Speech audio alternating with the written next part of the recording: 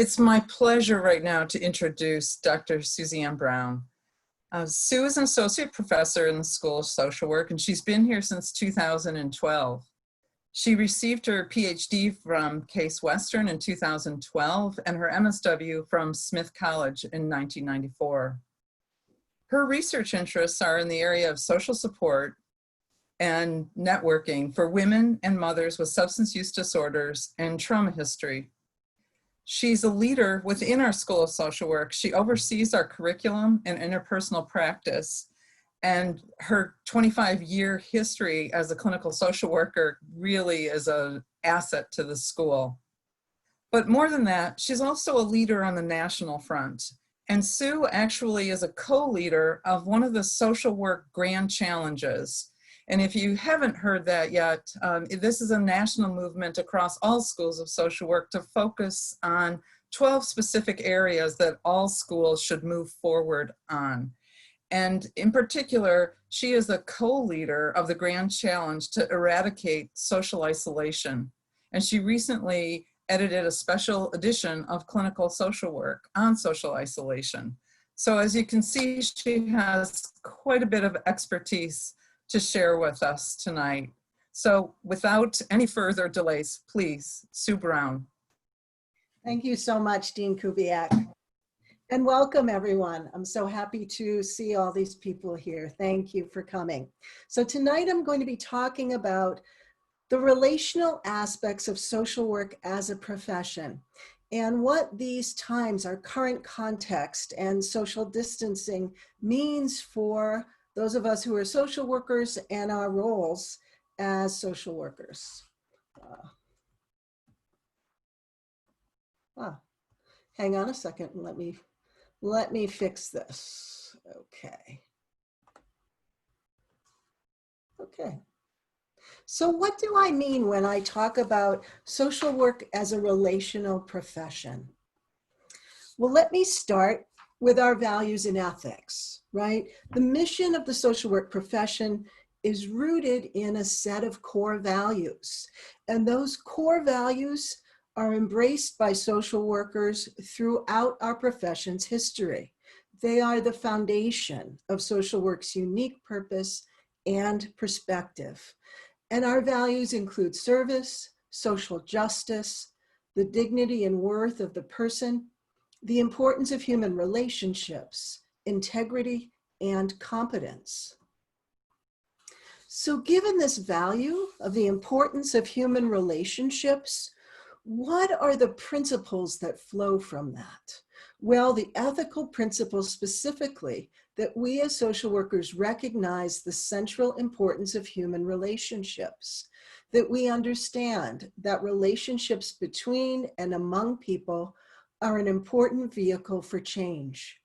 We as social workers engage people as partners in the helping process, and we seek to strengthen relationships among people in a purposeful effort to promote, restore, maintain, and enhance the well-being of individuals, families, social groups, organizations, and communities.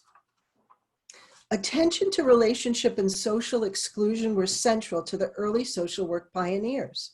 Mary Richmond was the developer of the social casework method. She set the stage for our current ethics and values and the idea that the helping relationship is central to social work practice. Jane Addams forged the settlement houses that helped immigrants to facilitate social connectedness between rich and poor, immigrants and non-immigrants across urban communities.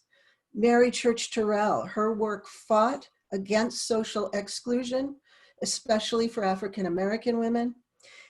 And Tyra Edwards worked around the world as a union organizer and organizer of childcare for Jewish children in response to the Holocaust. All of these pioneers worked toward helping individuals, families, and communities develop interpersonal connections and inclusion into a larger society. Relationship was prioritized throughout early social work practice.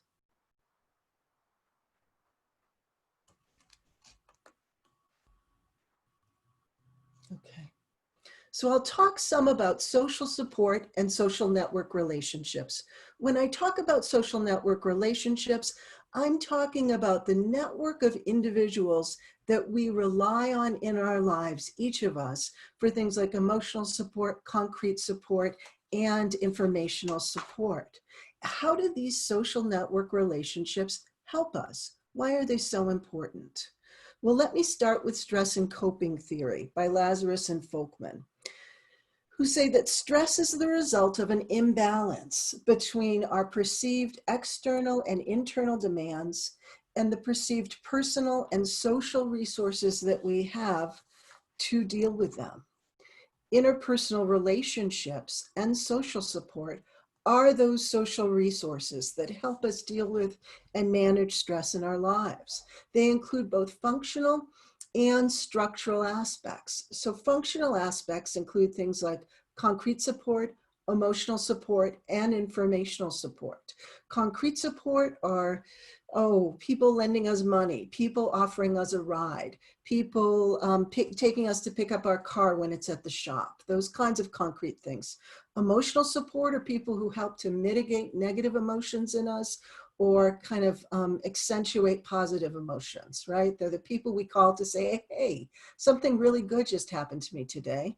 And informational support are the people who kind of offer us information that makes life a little easier. Hey, who's the best mechanic do you know around here? Or what's the best place to do my grocery shopping? Or I'm having trouble soothing my baby. Do you have any ideas? That's informational support. Network structure includes things like density. So how close are the connections between and among the people in my social support network? Reciprocity. Do I mostly give to others? Do they mostly give to me? Or is there some equality in the give and take in my relationships? And duration. How long have the important people in my life been in my life? All of these things have an impact on our health and our resilience in the face of stress. Here are some other ways that social support and social relationships are important to us. So social support, increased social support is associated with better health behaviors. What does that mean? It means the more social support I have, the more likely I am to follow through with things like exercise and eating right. And the less likely I am to follow through with things like smoking or drinking. Inflammatory responses. So increasingly, medical doctors are identifying the ways in which the body's inflammation processes underlie many of our major illnesses, things like diabetes and hypertension. So greater social support and more positive relationships are associated with less inflammation in our bodies, as well as less mortality or decreased likelihood of mortality from major illnesses, including breast cancer survival rates. So interpersonal relationships impact us even at the biological level, even at the hormonal level. So you've probably heard of cortisol, which is considered the stress hormone. And Wittig and others found that greater social support is actually associated with lower levels of this stress hormone cortisol in our bodies. Other researchers had found that when you pair someone with a social partner with whom they have a positive relationship during a stressful task, they will actually have lower cortisol in response to that stressful task. So increasingly, studies are showing that social support actually protects us against stress, even at the hormonal level. Additionally, oxytocin, which is sometimes called the love hormone because it promotes bonding and general well-being, is also associated with greater social support and lower stress. So even at these sort of microscopic biological levels, interpersonal relationships are impacting us. At the psychological level, greater social support is associated with lower anxiety and depression in adults. Social support also moderates the impact of potentially traumatic events on the development of post-traumatic stress disorder among military personnel. And my own research has found increased quality of life across physical, psychological, social, and environmental domains in relation to greater social support. So we can see the ways that social support and social relationships impact us from the micro level across the macro level as well. For folks who are in treatment, the therapeutic relationship itself is a very important form of support and relationship that helps to mitigate stress. It's important to treatment outcomes. Certainly, consistent treatment attendance is associated with greater social support. And this includes both behavioral health treatment and substance abuse treatment. So we see improved treatment outcomes related to increased social support, as well as retention in treatment for behavioral health disorders and for substance abuse disorders. In the therapeutic alliance, regardless of the therapeutic modality that you're working from, common factors associated with the therapeutic alliance, such as empathy and respect, also show tremendous impact on treatment outcomes as well. For children and families, social support and social network relationships are vital. Greater social support for parenting leads to lower stress for parents and better emotion regulation for parents. We know that stress and emotion dysregulation are associated with child maltreatment. So social support that decreases stress and helps parents regulate emotion is vital.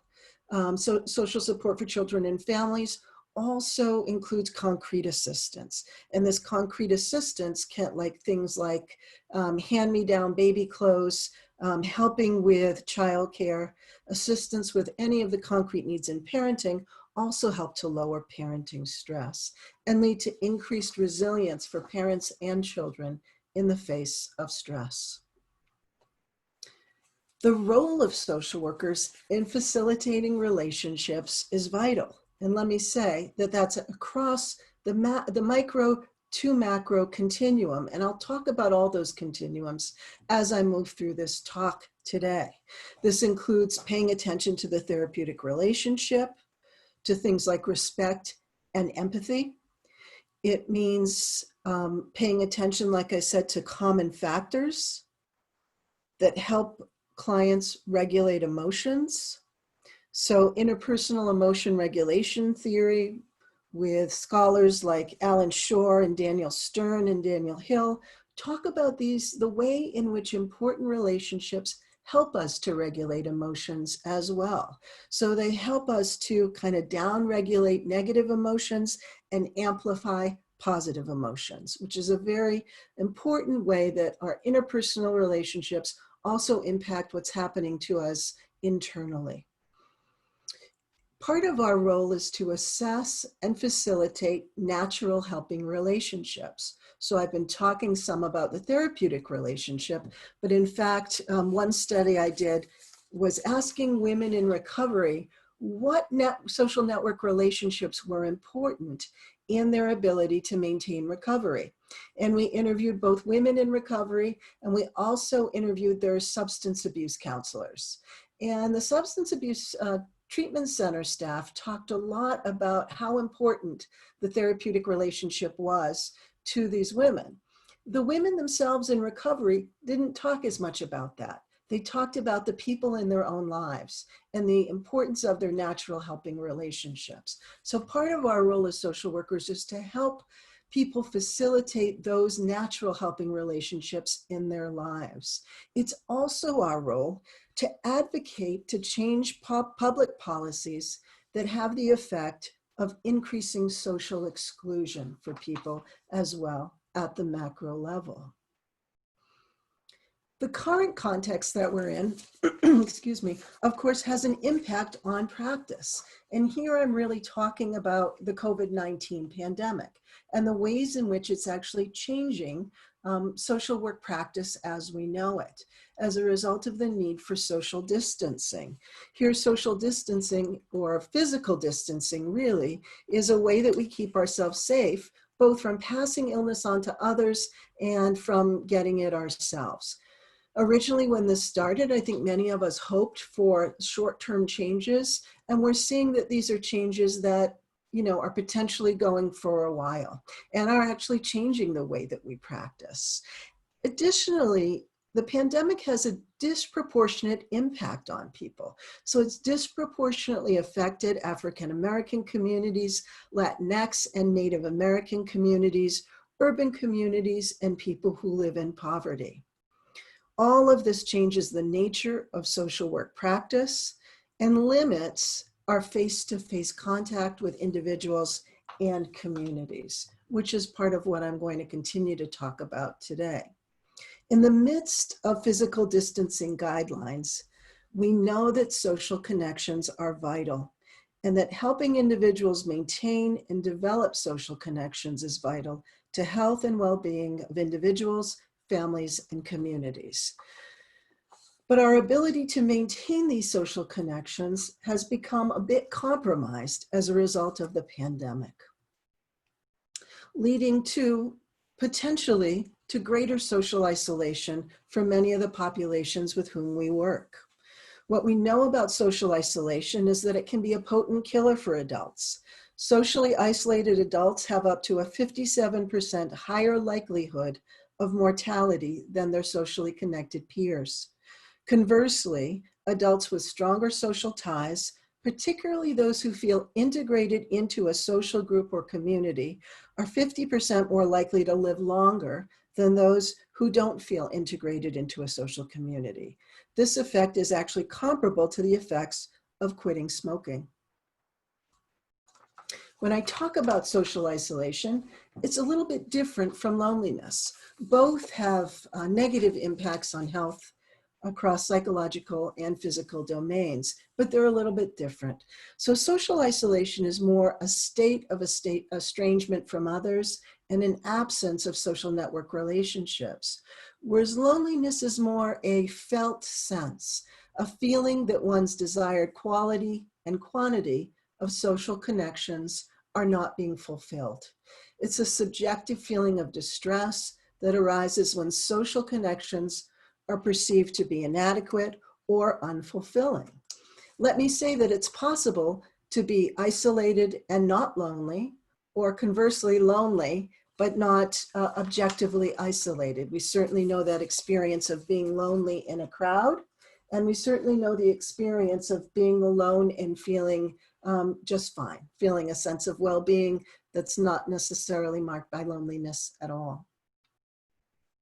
So some ways that social isolation impacts health across the system. Social isolation gets under the skin. It impacts nearly every body system and process, and the health effects can begin during the prenatal period and last until older age. Some of the effects have a cascading effect on others. For example, anxiety related to loneliness or isolation can impair sleep. Sleep can then lead to worse immune functioning and increased cardiovascular disease. Some of these health problems are direct biological reactions, such as chronic elevation of stress mechanisms. Others are more behavioral, like increased drinking, increased smoking, or unhealthy eating as a coping mechanism. Some are socially driven, like lack of positive peer pressure to take care of one's own health, or even not having someone to drive you to the doctor or to go and pick up a prescription from the pharmacy. Social isolation also has impacts across different developmental stages. So research on children and adolescents finds increased depression and anxiety among those who are socially isolated. For those of you who are working with children and adolescents right now, you may find that the kids you're working with are experiencing greater anxiety or greater depression or both. We see greater emotional dysregulation and violence among children and adolescents who are socially isolated. And for adolescents with substance use disorders, greater likelihood to relapse in recovery goes along with increased social isolation too. For parents and families who are isolated, we see a greater likelihood for maltreatment and neglect, lower parenting efficacy, difficulties regulating emotions, and less social capital, meaning that I have fewer people in my social network on whom I can rely for things like concrete support, emotional support, and informational support. We also see that isolated parents and families tend to have children who are also more isolated as well, along with the risk factors that go along with isolation that I just named. For older adults, social isolation is associated with difficulty sleeping, depression and fatigue, with lower health-related quality of life, with greater loneliness, and with a greater likelihood of dementia and greater symptoms related to dementia as well. At the macro level, social exclusion and discrimination impair access to supportive relationships and also create a greater burden of stress. When I say social exclusion, I'm talking about the ways in which individuals may become cut off from full involvement in society. And this focuses attention on a broad range of factors that prevent individuals or groups from having opportunities that are open to the majority of the population. It's not accidental that this happens, but it's systematic. It's a result of structural features of society. The social exclusion is also involuntary, and that exclusion is practiced regardless of the wishes of those who are excluded. Social exclusion and discrimination also lead to the disproportionate impact of COVID-19 on some populations. As social workers, we consider the macro context as well, and the ways in which social injustice may lead to micro-level consequences, such as isolation and illness. When I talk about these macro contexts, I'm talking about things like racism, homophobia, xenophobia, sexism, classism, ableism, and others that I'm forgetting to mention in this moment. Macro levels that increase social exclusion lead to further disenfranchisement, including poverty, poor access to education, health disparities, poor housing or homelessness, and greater likelihood to be exposed to violence. So how can social workers help? What is the role of social work within this current context? First of all, it's our role to assess relationships and isolation among the clients and client populations that we're working with. So often, and certainly this has become a criticism of clinical social work, is the hyper-focus on the intrapersonal factors. And really, so much of what we need to be doing right now, especially, is to focus on the interpersonal. So not just my level of depression or anxiety, but what is my level of social connectedness is as important or more important in this time of physical distancing.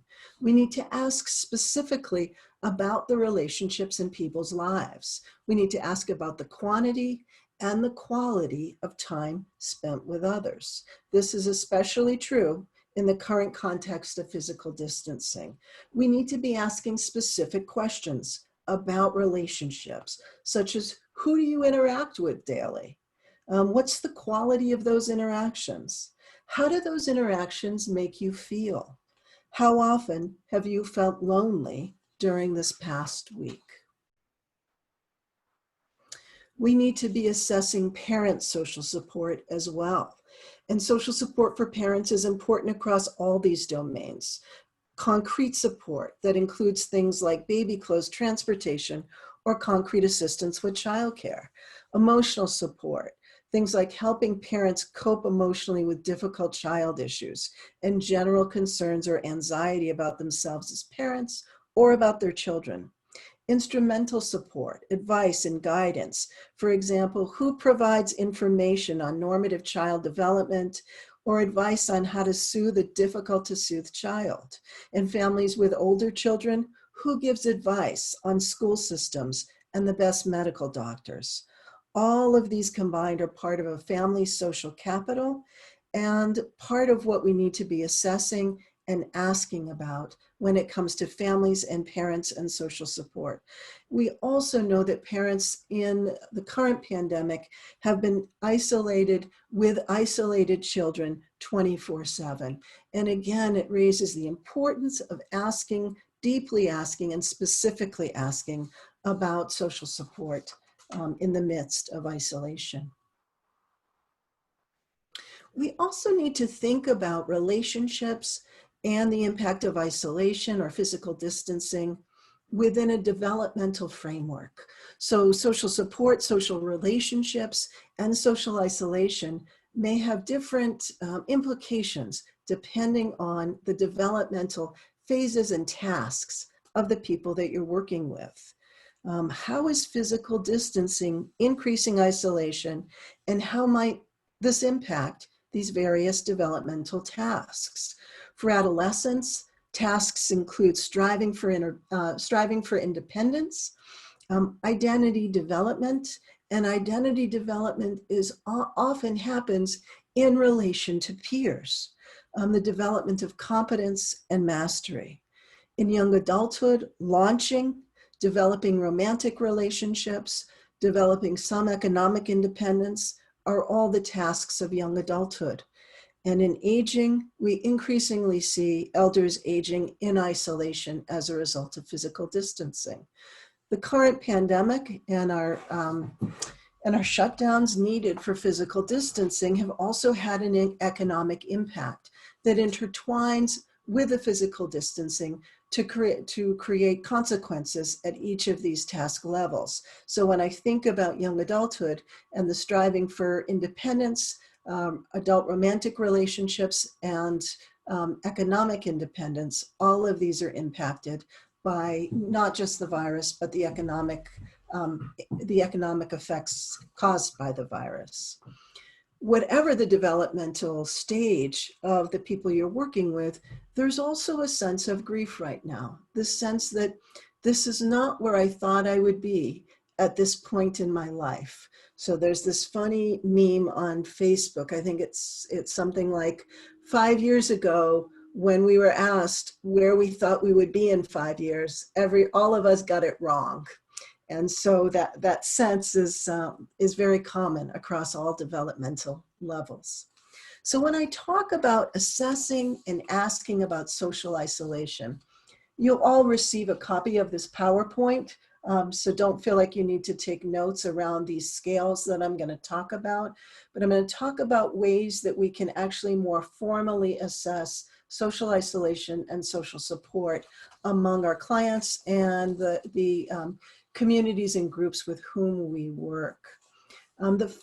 Often in our agencies, we're used to using measures that assess intrapsychic functioning. So if I say Beck Depression Inventory, many of you have heard of this and have used this, or the Beck Anxiety Inventory, very common measures that we use in practice. The limitation is these are measures that are only assessing internal functioning. Rarely do we use measures to actually assess interpersonal functioning, which I think need to be much more embedded in our practices. So the first measure is called the multidimensional scale of perceived social support. All of these measures are relatively short and easy to use. But this measure asks questions like, or it makes statements with which the individual can agree or disagree. So I have a special person who's a real source of comfort to me. I can count on my friends when things go wrong. I can talk about my problems with my friends, and my family really tries to help me. The nice thing about that is it really gets at the individual's perceived experience or their actual lived experience of their relationships, and it asks about relationships across multiple domains, so family and friends, as well as whether or not we have a special person. The measurement of loneliness, so the UCLA loneliness scale. is 20 items, and a way to really get at, often our clients, it may sound like they have many people in their lives. And so we neglect to really ask about their felt sense of loneliness. And we do know that our clients can have many people in their lives and still feel lonely. So some of the questions asked on this scale: how often do you feel that there's no one you can turn to? How often do you feel part of a group of friends? How often do you feel left out? If we want to assess family support or support for parenting, the family support scale is also an important tool. The nice thing about this scale too is it assesses where support is coming from for any parent. So it assesses across so many domains of families' lives, from parents to friends, to coworkers, to church, to other professionals, all these domains, and it asks to circle the degree of helpfulness of people in each of those domains so that we can get a sense of where does support actually come from for this family, and do we need to help this family expand where they're getting support from.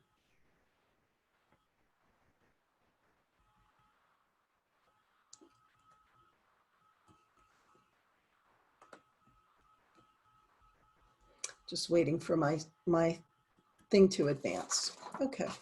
The Love and Social Network Scale also asks about different domains, relatives and friends.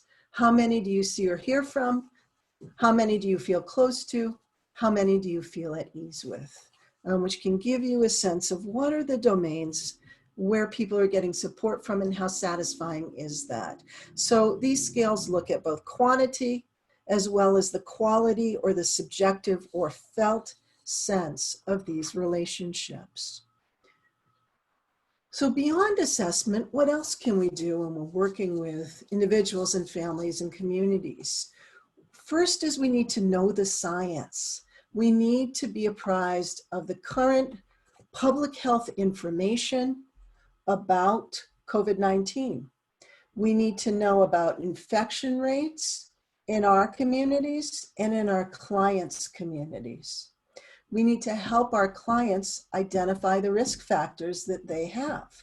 And we know there are many risk factors for infection and for mortality, right?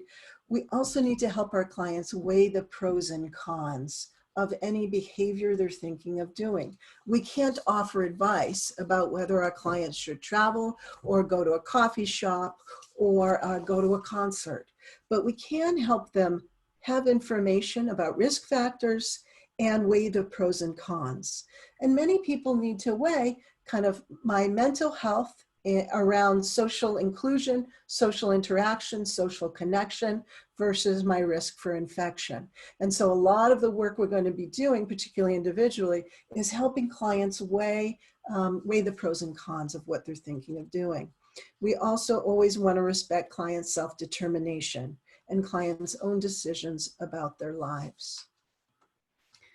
It also behooves us to know the technology platforms, right? Now, some of us have already been practicing telehealth and are very skilled at using technology platforms. Many of us aren't. And so it's moving into a whole new age of educating ourselves about technology platforms.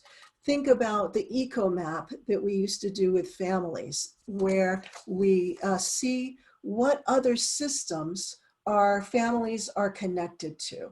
Well, in a sense, technology platforms are a whole nother system that our clients may need to be connected to.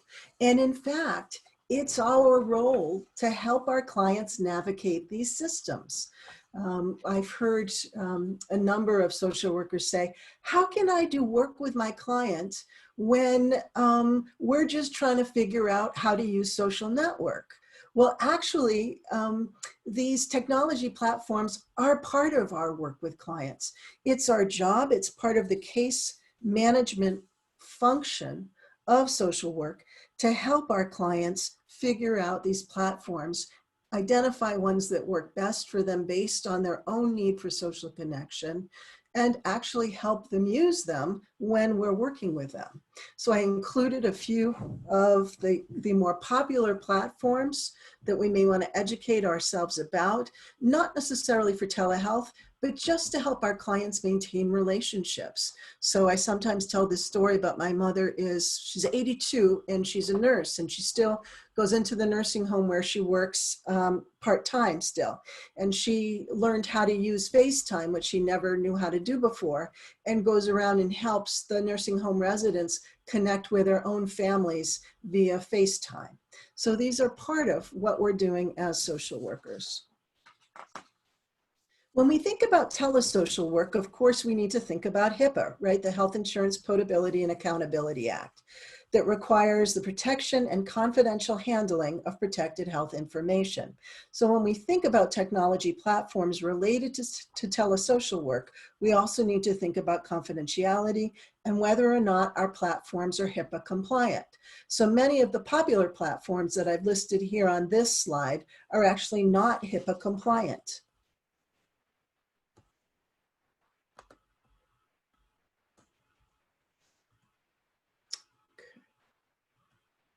All right.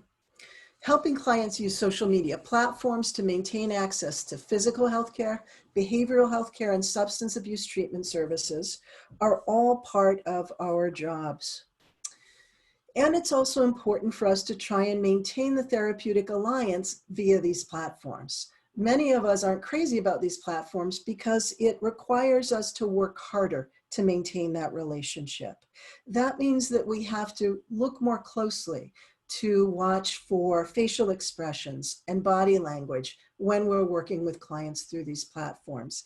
It also means that we have to work harder to project empathy. It means we have to work harder to make eye contact with our clients. It means we have to work harder to project a calming presence through these platforms. Many healthcare providers are talking about being quite tired at the end of the day, that somehow working with clients via these platforms feels more tiring than doing it in person.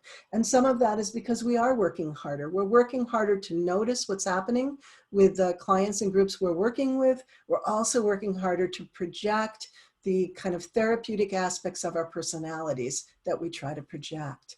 So some HIPAA compliant platforms to look into, if you don't already know, is Zoom for Healthcare, GoToMeeting, DoxyMe, TheraLink, Theranest, and Medici. At the macro level, it's also important for us to identify policies and systems that exacerbate disenfranchisement for many of the communities with whom we work, and to commit to advocacy that decreases social and economic disparities that lead to isolation for some communities and that make individuals and communities more vulnerable to negative health effects. So community organizing and advocacy to enhance social connection and social inclusion to further social justice is a very important part of our attention to relationships in the social work profession. So let me conclude with Helen Keller's words. Alone we can do so little, while together we can do so much. Social workers can enhance connection across micro, meso, and macro levels. We know the benefits of relationships and the consequences of social isolation. And we know that our current social work context requires innovation, creativity, and commitment to the ethics and values of social work. Thank you so much. And we're going to open it up for questions and comments.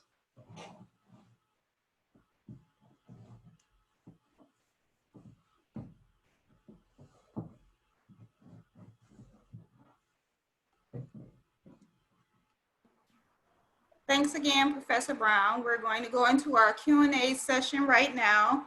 And just a couple of reminders, please raise your hand, use the raise hand icon to ask Professor Brown a live question. Again, if you're unable to unmute yourself because of any background noise, please enter your question into the chat box and the Alumni Relations colleagues will filter those questions to Professor Brown on your behalf. And if you can please switch to gallery view, it will give you the full experience of the live questions and answers with Professor Brown.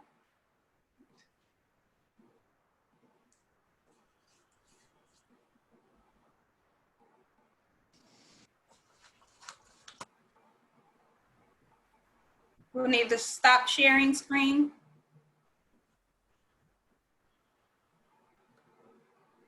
Okay. That's great.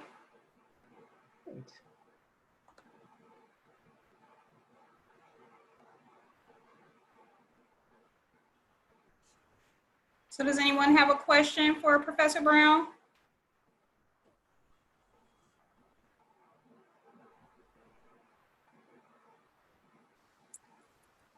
I have a question. Do I have to type it? I'm sorry. No, a live question is fine.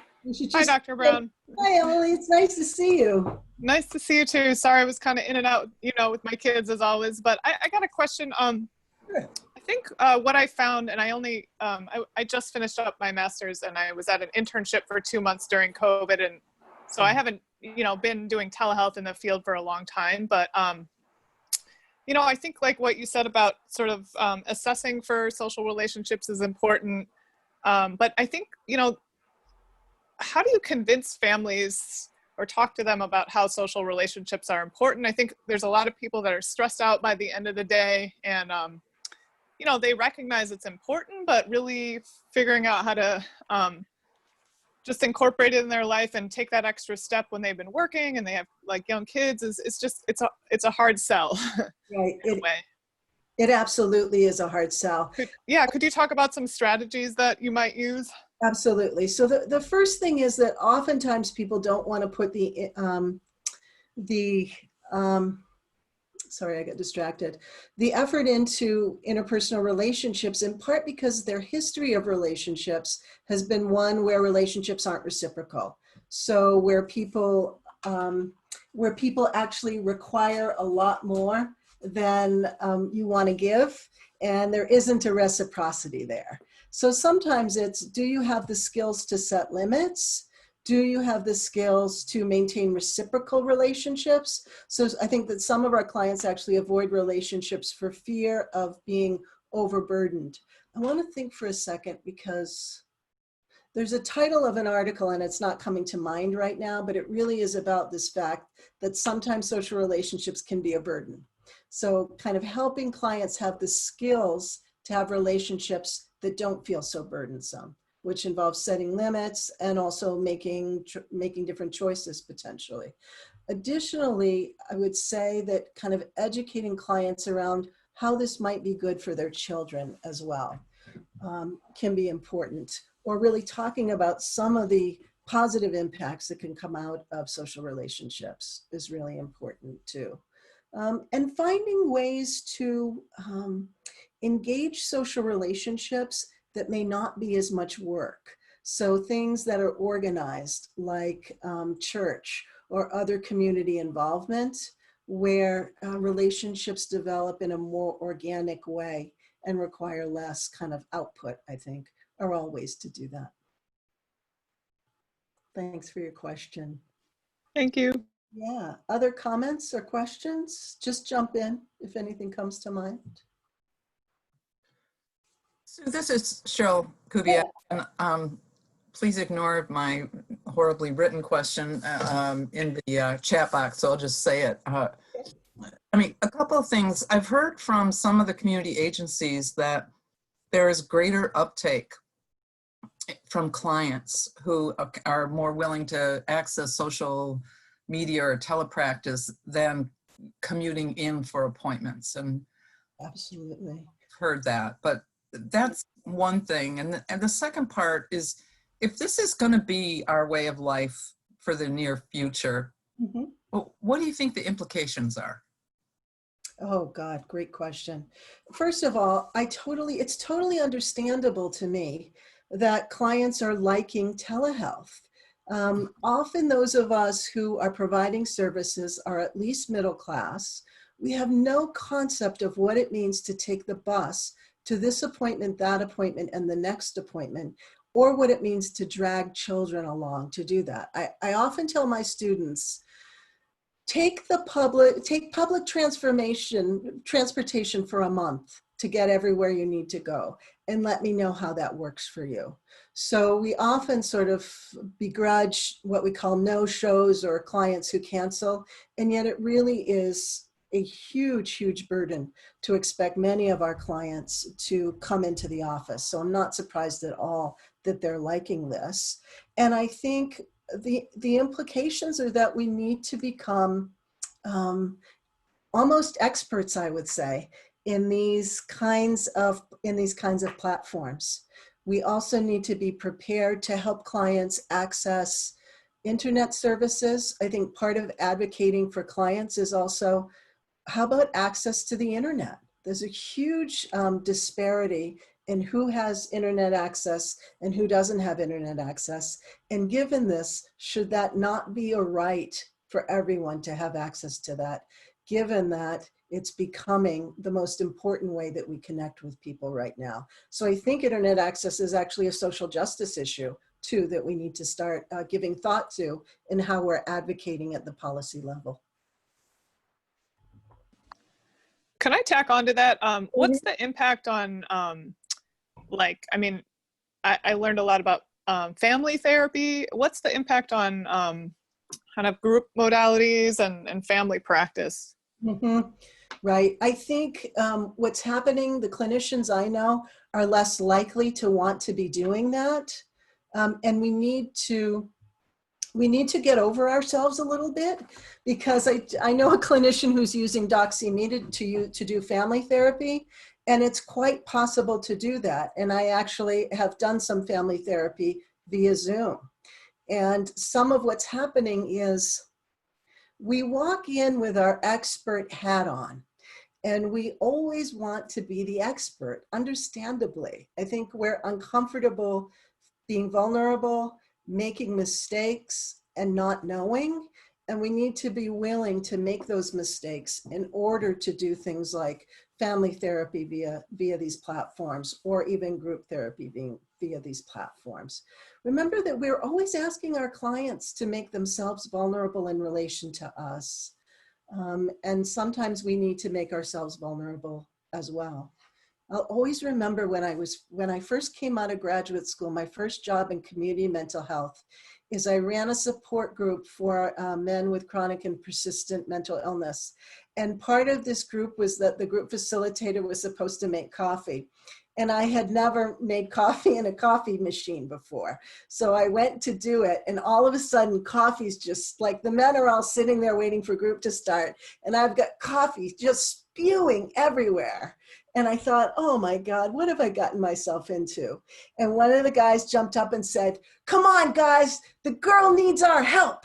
And they all jumped up and they fixed the coffee machine and they cleaned it up. And I said, thank you so much. And then we got started. But we have to be willing to make mistakes. And honestly, the people we work with are so willing to accept our mistakes and happy to help in those moments too. So that's my long answer to say, I think family and group therapy is quite possible to do in Zoom if we're willing to take the risk. Other questions or comments?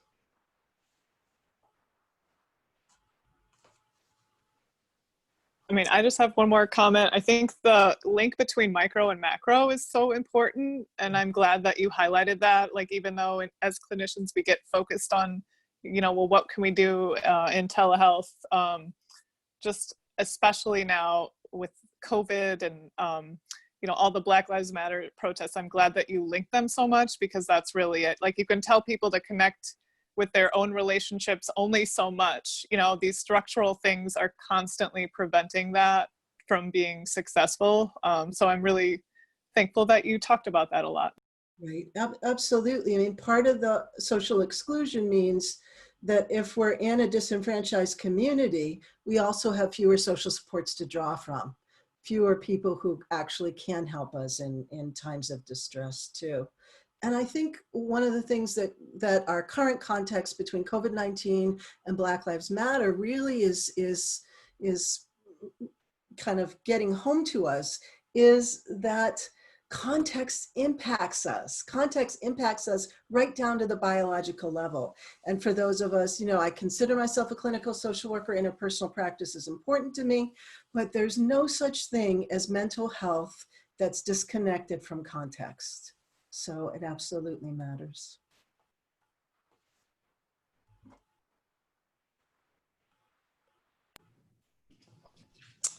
If we have no further questions, I will go ahead and close the program. I am Joy Clark, Director of Alumni Relations.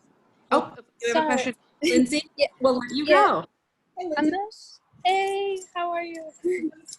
I'm not sure how to word this question, but I work with youth that are in the juvenile justice system, and some of them are in residential facilities. So I know a lot of their families are experiencing anxiety because of them being away from home, and then the youth are also feeling the same. So just kind of like how to work with them in the families, because they really don't have control over what is happening with the youth when they're out of their care. You're coming in and out, so let me see if I understand your question. You work with kids in juvenile justice, and they have a lot of anxiety for their parents. Is that what you were saying? Well, the parents do, I find. Yeah. Like the families, and I think it stems too from like not having control over like what's happening to their kid while they're away. And so I guess just working, like finding ways to alleviate their anxiety, but also like validating it. Absolutely. And I think you're absolutely right. First of all, deeply validating their concerns. It's funny, I've worked with parents whose children are in foster care, let's say, parents who've been neglectful or even abusive, and yet their concern for their children is very, very real. And I think validating that is really important. And I can't imagine the sense of loss of control and the anxiety that would go with that, knowing that your child is in the care of someone else or another system. And so validation is really important, but so is transparency. I think one of the things that alleviates anxiety so much is transparency. And so is there a way that the system you're working in can be more transparent with parents about the systems that they have in place to protect children from getting infected? So to really say, hey, we've got these protocols and these are our protocols, and we are committed to those protocols, and we're committed to answering your questions about our protocols too, is very important. So validation and transparency, I think, are key in those situations.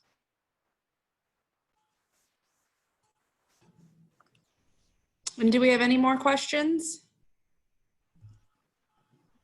Okay, so I will wrap up the program. Again, I'm Joy Clark. I'm the Director of Alumni Relations at Wayne State, and I appreciate you all taking time out of your schedules to join us this evening. Just to let you know, we will be, we did record the meeting, and so we will share that, as well as the professor's slides. So please feel free to share those with individuals that you know that might be interested in it. We will also be doing a survey. If you could please take the time to fill that out and to let us know of any other programs that you would be interested in hearing from the Alumni Association. And we appreciate Professor Brown taking time out of her schedule to be here with us this evening, as well as Dean Cheryl Kubiak. And again, if you have any questions, please contact the Alumni Office and we can connect you with the school. So thank you, and everybody have a good night. Yeah. Take care. Bye, everyone.